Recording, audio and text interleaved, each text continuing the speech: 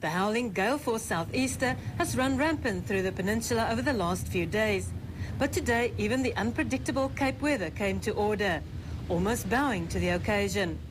Against the backdrop of perfect summer weather, President Mbeki started his ceremonial duties with an informal walkabout and light banter. So much pressure on President.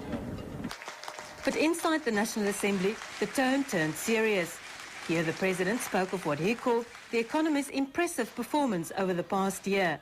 A record foreign trade surplus, a drop in inflation and increased business confidence. Government's macroeconomic policies have paid off. But the reality is that the economic growth rate, savings and investment are still too low. Unemployment, poverty and underdevelopment still remain too high. It's hoped the government's integrated program, which Mbeki further outlined today, will go some way towards addressing it. The objectives we seek to achieve are moving the economy onto a higher growth path, increasing its competitiveness and efficiency, raising employment levels, and reducing poverty and persistent inequalities.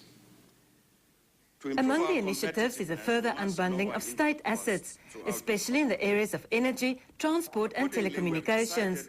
It also includes reforming the labour market with new measures to assist small business. Most significantly, immigration laws will urgently be reviewed to attract a larger pool of skills.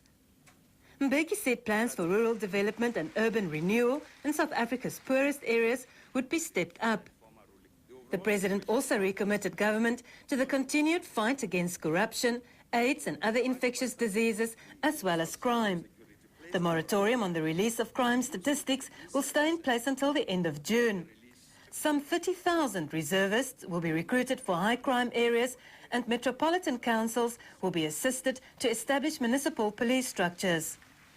Mbeki didn't respond directly to his critics today, but he acknowledged that government had encountered some problems. The country, undoubtedly all of us will have made mistakes as we sought to build what had never been there, and will make yet more mistakes.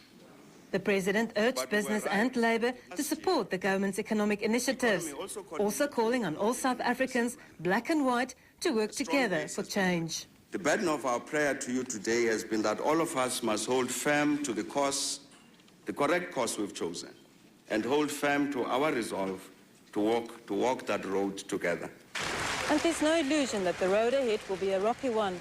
It's against the clamour for tangible change that President Thabo Mbeki today recommitted government to transformation and delivery. But his State of the Nation address went beyond just an economic vision. He spoke to the heart of the nation in a rallying call for unity. Renelle van Zyl, SABC, Parliament.